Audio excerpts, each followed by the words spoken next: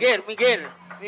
Kedujang bakur gereh. Sang rumakso arum Baik. Kadang anu Sang awak dhewe kan ngajeng Ndoro Arjuna mau. Teni. Sak tekane.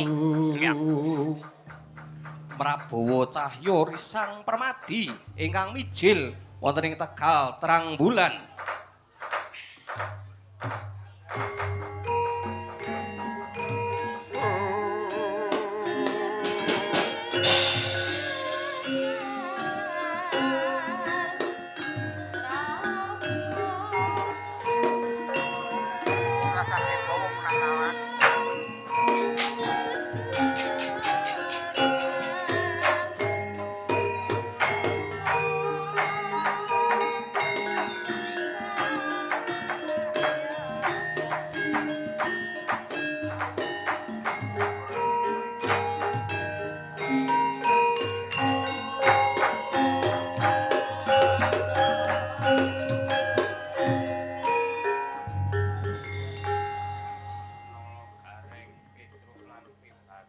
Nggih wonten jauh.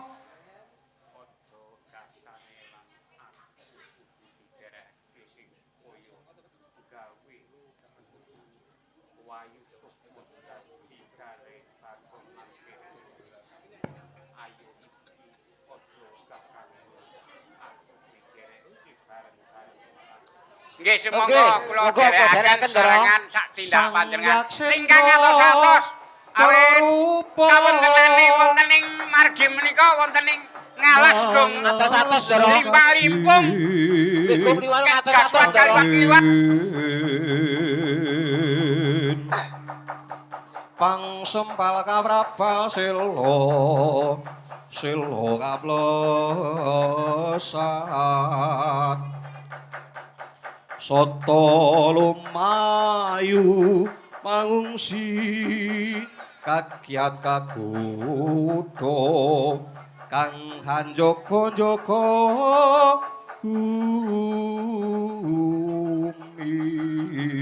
mijiling risang rasekso yento cinondro kadya prau layar awuryane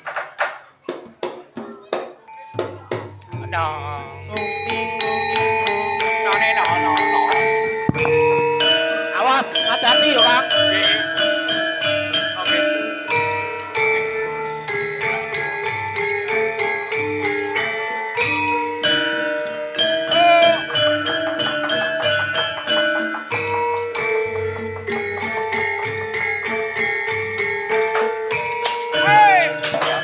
Awas, hati-hati Ndoro.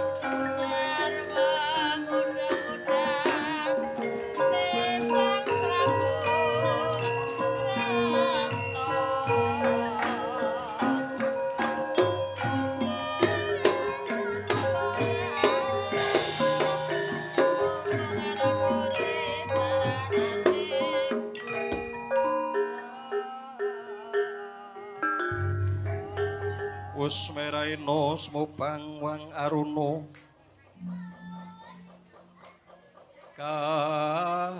katine taning uga Rabu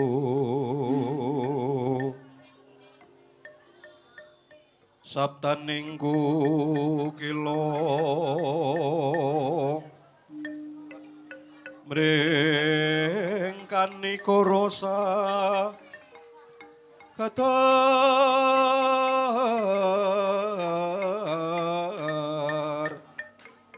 kini tunganing kung liru sing pini panco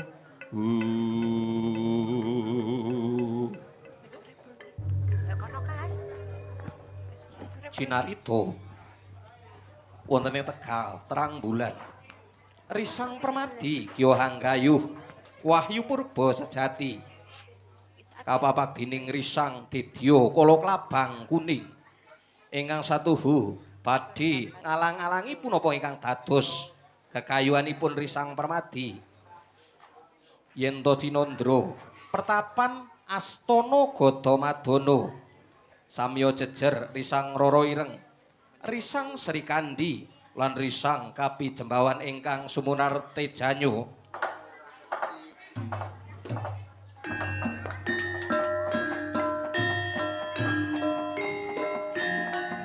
Usik.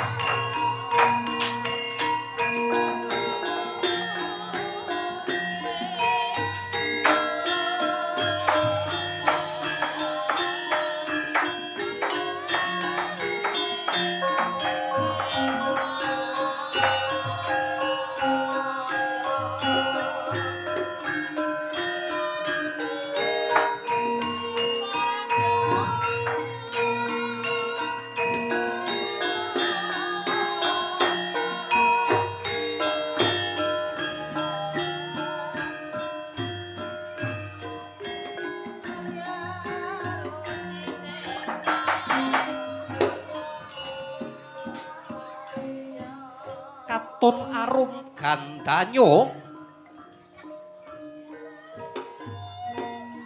nanging wonten ing salebeting pertapan Astana Gadamadana ingkang rineksa nenggih risang Kapijembawan Kyo Hanjagi jejeg king wonten ing Astana Gadamadana rinakit sesaji reroncening sesekaran kinarya wujud sungkem wonten ing arsanipun leluhur Mandura sampun sampurna reroncening sesekaran mekaten to dawuh pangandikan saking risang Rara Ireng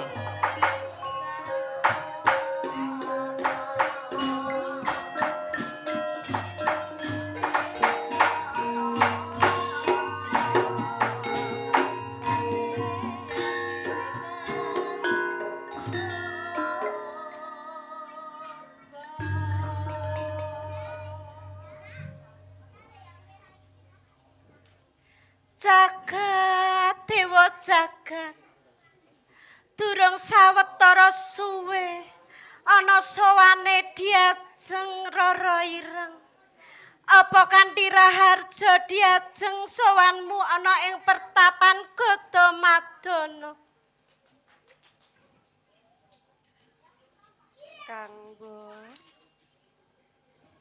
dawuh katimbalan panjenengan dalem mangkono saking berkah pangestu panjenengan kula tansah mangke karaharjan Kanggo mangkono boten diajeng namung sungkem kula mugi katur Kanggo tak tampa diajeng astutiku tampanana sanget angken kula mundi Kanggo mugi berkah saking panjenengan dalem saged sumandha wonten ing panggesangan kula kagem lelati wonten ngarsa dalem Kanggo mangkono yayi mula lungguha kang prayoga naninci sendika dawuh Nora mengkota kapi jembawan apa kanthi raharja mangadepmu ana ing pertapan Gadamadana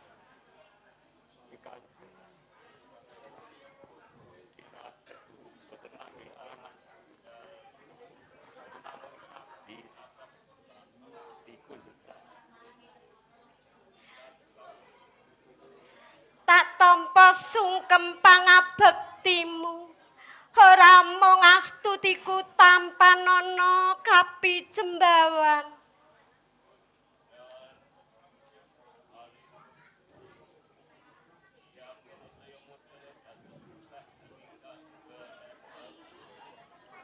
mangkono kapi jembawan mung lungguha kang prayoga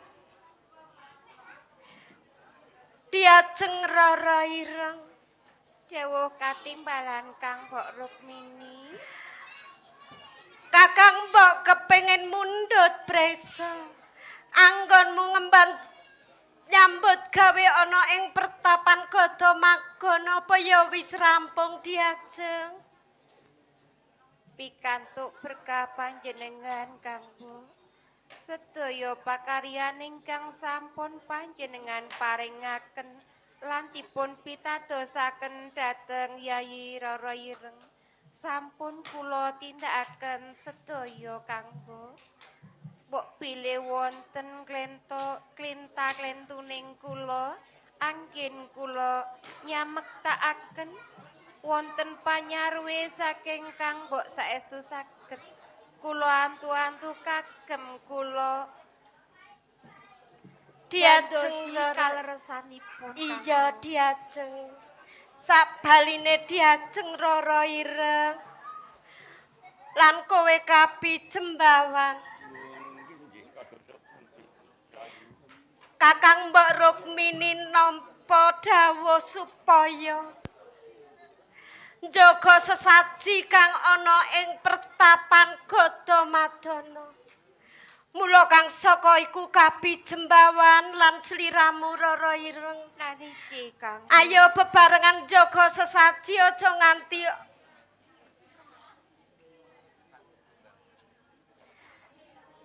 kanthi mbangun semedi ana ing pertapan Gadamadana diajeng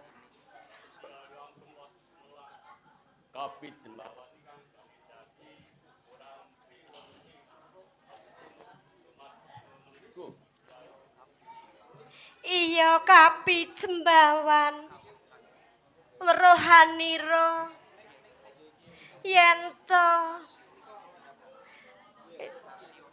ngasih ana pawongan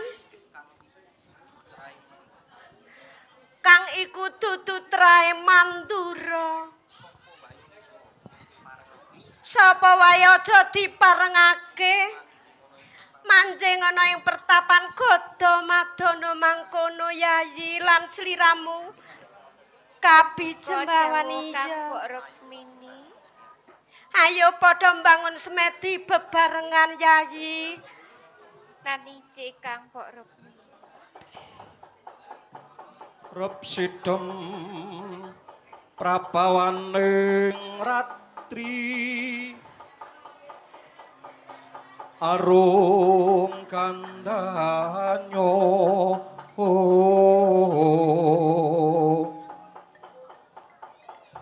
salebeting astana Gadamadana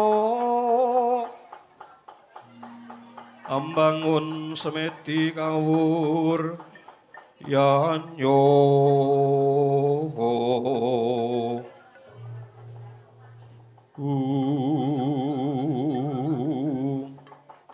Cinarito sidem permanem datan wonten ingkang samya sabawa wonten salebeting astana Gadamadana duk nalika semanten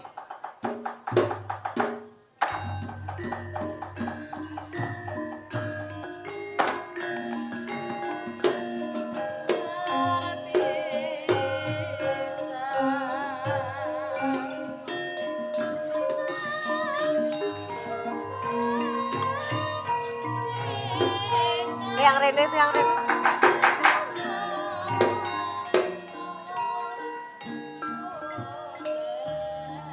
lir kadya salomba ingkang pinanjering alun-alun risang kapi sembawan ugi hambangun semedi Cinarito awit saking sekti mahambaraning risang Prabu Megananda para kapi ingkang hanjagi astana Gadamadana samya kasirep lan boten wonten ingkang samya mangertosi bilih kawontenan astana Gadamadana saweg badhe wonten paran muga kanthi reh-rehan alon-alon lumaksana risang Prabu Megananda mancing wonten ing astana Gadamadana kadherekaken wiram Baladewa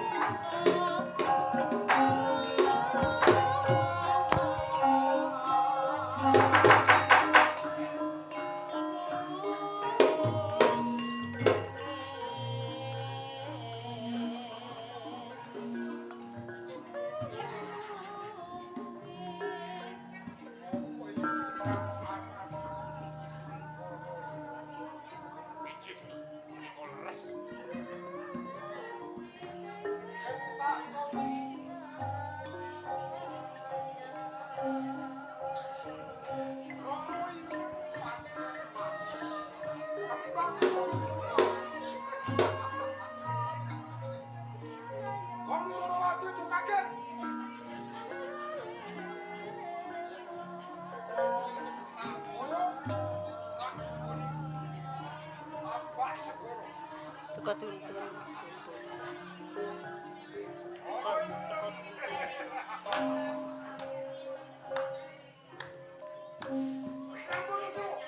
Paring pangatiku.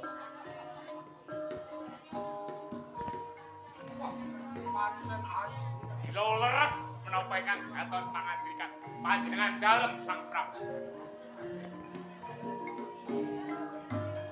Monggo tinggal-tinggali anggenipun Dustu Dewi Rana ini.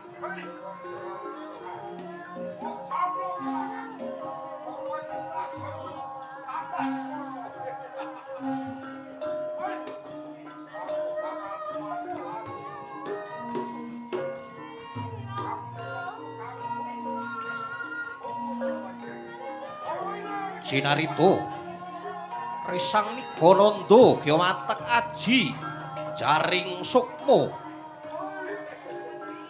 kinarya nglalana wonten astana Gadamadana datan wonten ingkang samya nyumurupi kridaning Risang Wirambana Dewa.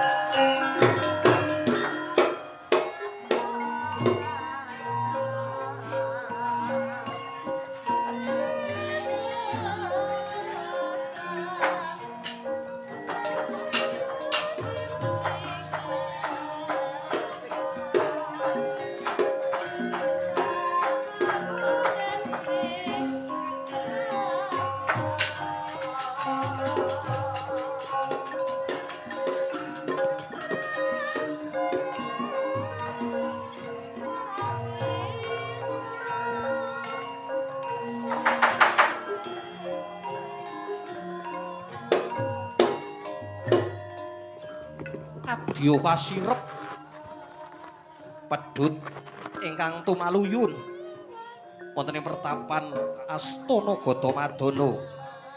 Risang kapi jembawan ingkang sumadya matek semedi wonten sing saandhaping watu gilang. Amargi ing samangkih watu gilang menika ingkang badhe tumurun lan mijil wahyu kang kasebat wahyu purba sejati. Kasaru gegering Jawi punapa to darunanipun nangge Risang Wirambana Dewa saking Praja Tambak Segara ingkang manjing kinarya musik Risang Kapi Jembawan.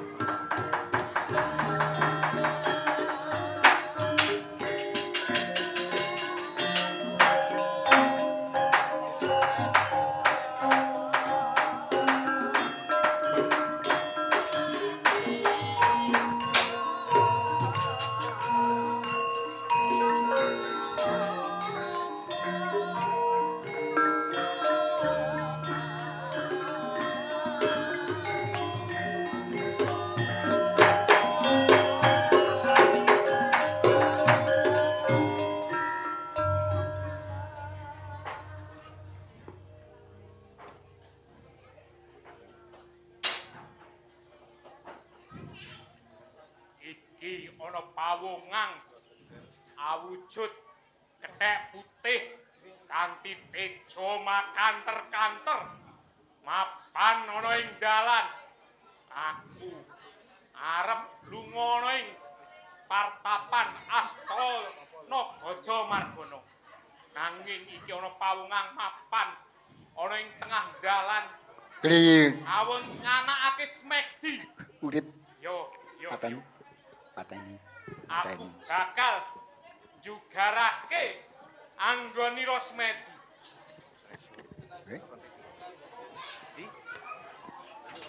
Pateni. Sinarida kanthi lon-lonan Risang Wirambana Dewa manjing wonten ing sangandhaping watu gilang kang kajagi dening Risang Kapi Jembawan. Yo, Kagiat sanalika tangi Wanara, tangi. Oh, katendang gilang tadya sungsang para kalih.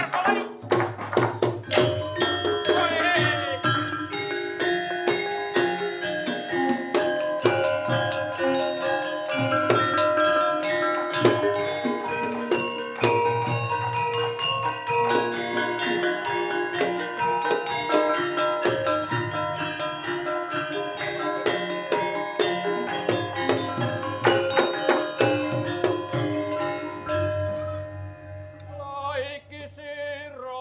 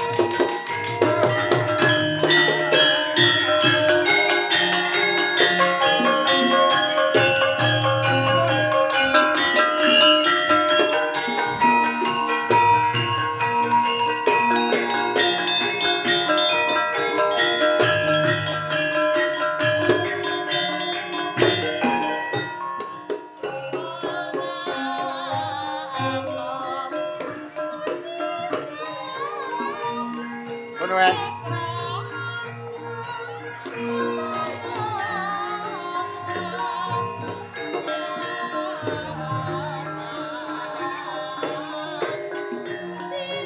Kayang nang bareng.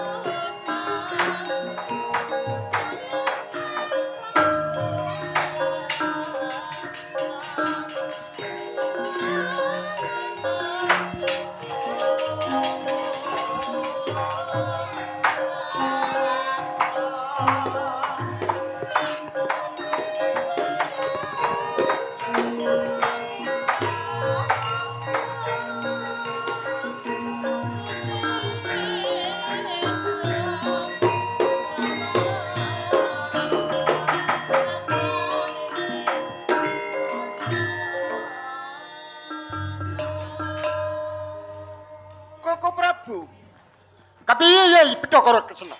Menika sampun dugi wonten ing pertapan Astana Gadamadana Koko Prabu. Mula Yai Bathara Kresna ing sarane iki wis tekan pertapan Gadamadana. Coba danguneng Kapi Jembawan. Nuwun inggih Koko Prabu. Kapi Jembawan. Nuwun inggih kados pundi Kanjeng Diwaji. Kepiye anggonira ndak utus jaga Dewi Roro Ireng Kapi Jembawan. Niki kembarang munjuk lepat nyun agung pangapunten. Ngaturaken gedrawasan. Kedrawasan sing piye cep Kapi Jembawan? Taman Astana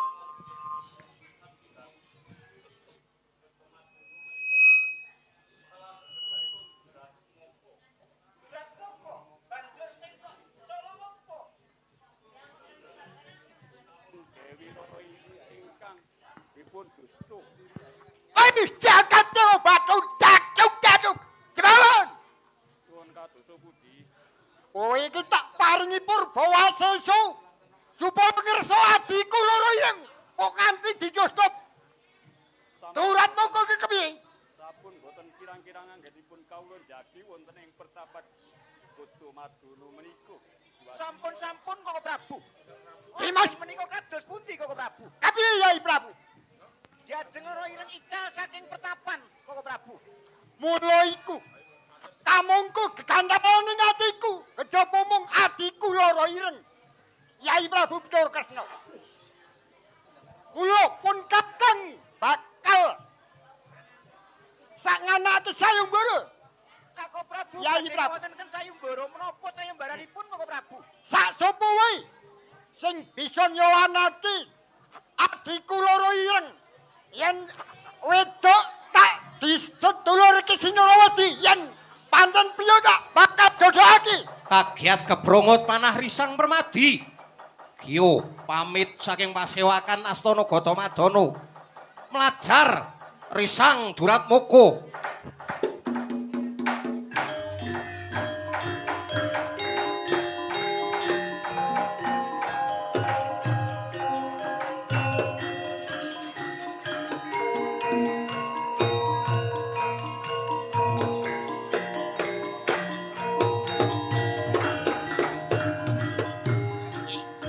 Adalah jagat Dewa Bathara. Koko Prabu, Kados pundi ya Koko Prabu? iki Dimas Permadi sebut kru kabar yen sak sapa sing bisa nemokake adiku loro ireng dan banjur klepat tampu krana. Inggih Koko Prabu, mbok menawi Dimas Permadi badhe ngupadi Diajeng Roro Ireng. Mengkono Yai Prabu. Dimas Widyasena. Aja kok tegake. Dimas Permadi tututono Dimas Permadi Dimas Widyasena. Ojo kuwatir, tidak pepin.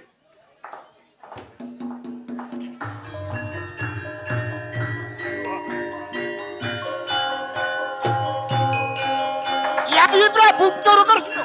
Kados pundi Koko Prabu? Ing sarene Yai Prabu iku wicaksana. Apa bakal kelakon adiku loro ireng bakal ketemu karo Permadi? Inggih Koko Prabu. Koko Prabu kula aturi sare saking sawetawis. Iya Yai Prabu. Nek Dimas Permadi kang bakal medhi Ratu Sabrang ora bakalan menang. Amarga Ratu Kait klebonan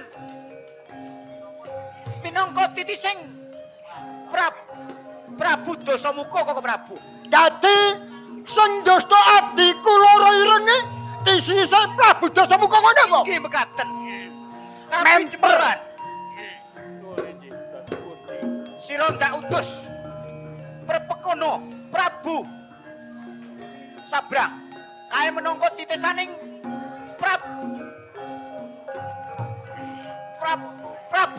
Dasamuka. Sira kang minangka titisaning Senggono Yanaman. Sira kang bisa mbelake Diajeng Dewi Roro Ireng Senggono. Nuwun inggih sampun terang terus. Kapi Jembawan. Sing ati-ati Kapi Jembawan. Ing saran senajan dan sriranemu kuwi wujude jembawan nanging kowe iki arep menekso ana ing Gunung Semawana. Kenane opo? Sukmane Dasamuka. Metu saka Gunung Semawana kowe ora ngerti. Jembawan. Ayo budal terus saiki. Kadya sayeksa eko Kapi Risang Kapi Jembawan. Kya budal anutut Risang Duratmoko.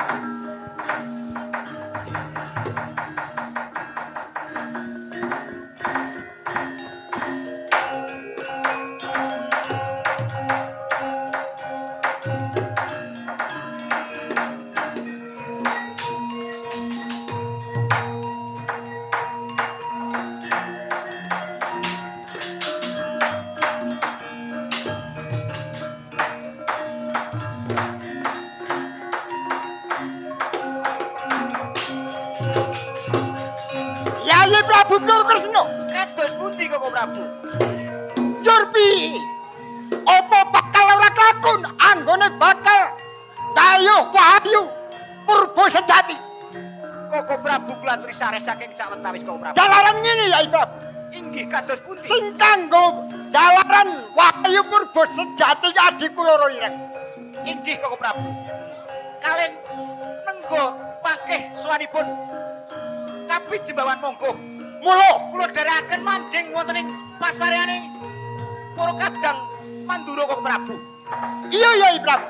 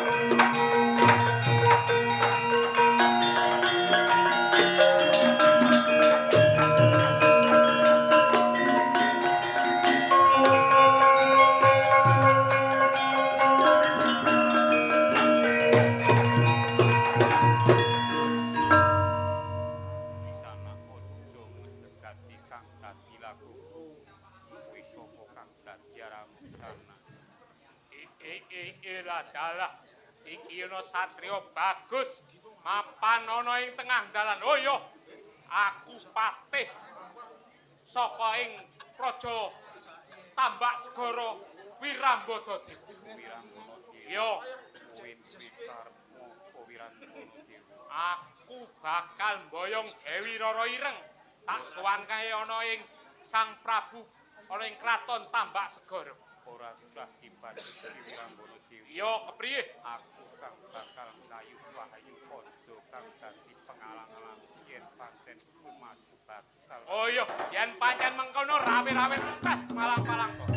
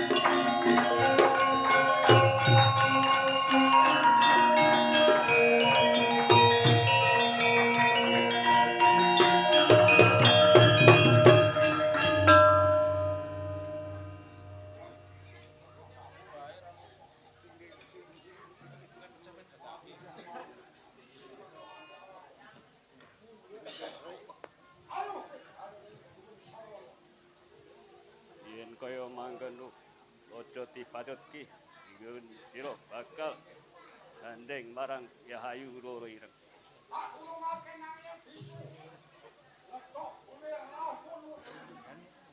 Yo iki Anoman kaki Risang api Jembawan Giwo matak aji mangundri.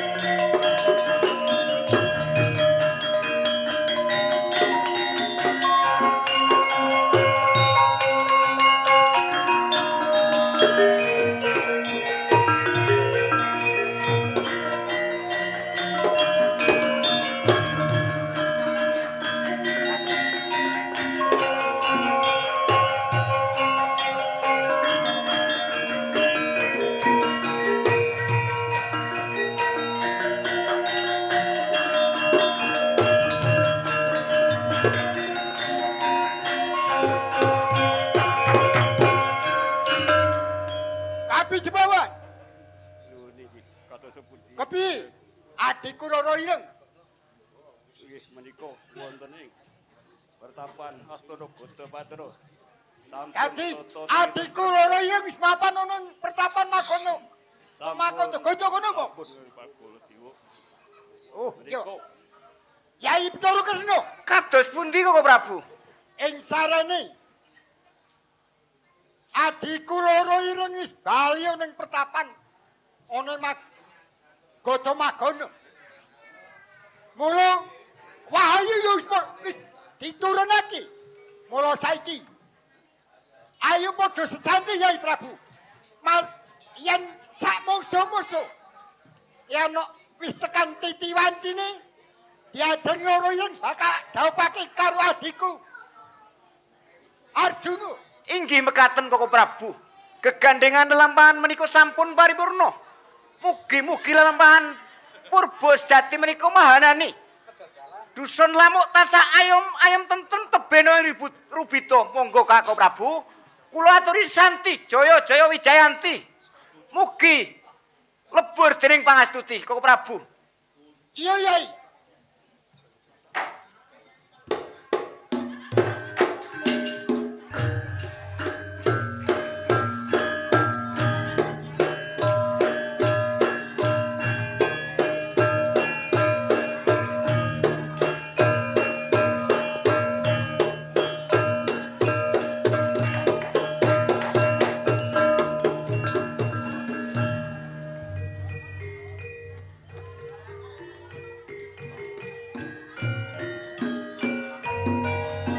Nun sagung pramiyarsa mekaten sawau biar nengge pagelaran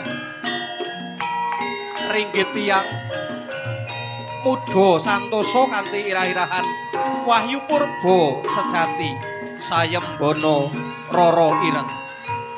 Mugia lelampahan punika saged hamahanani katentreman kasarasan dumateng warga masyarakat dusun Lamuk Sakukuban. Nuwun matur nuwun.